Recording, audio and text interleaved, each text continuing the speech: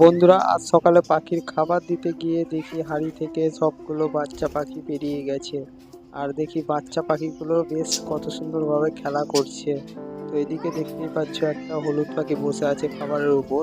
এদিকে দেখো এই পাখিটা বড়, আর এই পাখিটাকে দেখো, এই পাখিটা কত সুন্দরভাবে দোলনা খাচ্ছে। তো বন্ধুরা, তোমাদের কাছে যদি এই ভিডিওটা ভালো লেগে থাকে তাহলে একটা লাইক করে দিও, আর একটা চ্যানেলটিকে সাবস্ক্রাইব করে দিও, আর শেয়ার করে দিও পাখি প্রেমীদের কাছে।